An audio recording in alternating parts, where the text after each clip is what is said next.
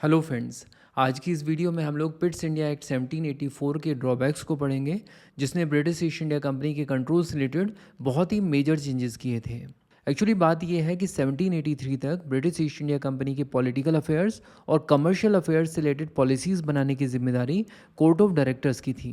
लेकिन Pitt's India act 1784 में कहा गया कि अब से कोर्ट ऑफ डायरेक्टर्स सिर्फ ब्रिटिश ईस्ट इंडिया कंपनी के कमर्शियल अफेयर्स के ऊपर ही पॉलिसीज़ बना सकते हैं, और ब्रिटिश ईस्ट इंडिया कंपनी के पॉलिटिकल अफेयर्स से रिलेटेड पॉलिसीज़ बनाने की जिम्मेदारी बोर्ड ऑफ कंट्रोल को दी गई।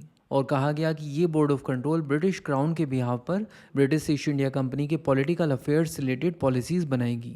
तो अगर आप इस चीज़ को थोड़ा ध्यान से देखेंगे तो आप समझ सकते हैं कि यहाँ पर एक तरह की डबल गवर्नमेंट बन गई है।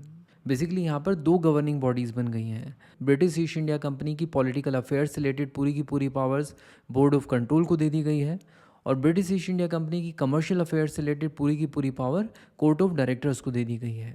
इसका मतलब ये कि अगर ब्रिटिश ईस्ट इंडिया कंपनी का कोई भी कमर्शियल मैटर है तो उसमें बोर्ड ऑफ कंट्रोल इंटरफेयर नहीं करेगी, और अगर ब्रिटिश ईस्ट इंडिया कंपनी का कोई पॉलिटिकल अफेयर है तो उसमें कोर्ट ऑफ डायरेक्टर्स इंटरफेयर नहीं करेंगे।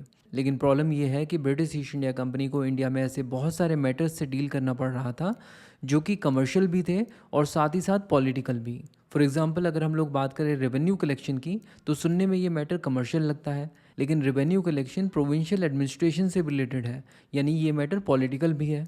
इसी तरह से अगर British east India company India में किसी रूलर के साथ वॉर में है तो ये मैटर पॉलिटिकल भी है, लेकिन वॉर को लड़ने के लिए फंड्स की भी ज़रूरत होती है, तो इसका मतलब ये मैटर कमर्शियल भी हो गया। और पिट्स इंडिया एक्ट 1784 आने के बाद इस तरह के बहुत सारे ओवरलैपिंग मामले सामने आने लगे, जहां पर यही नहीं समझ में आता था कि इस मैटर को बोर्ड ऑफ कंट्रोल डील करेगा या फिर कोर्ट ऑफ डायरेक्टर्स। तो इसकी वजह से बहुत ज़्यादा डिलेज भी होते थे, और बोर्ड ऑफ कंट्रोल और कोर्ट ऑफ डायरेक्टर्स के बीच में बहुत ज़्यादा कॉन्ट्रडिक्शंस भी। और सबसे बड़ी प्रॉब्लम थी ब्लर्ड अकाउंटेबिलिटी की।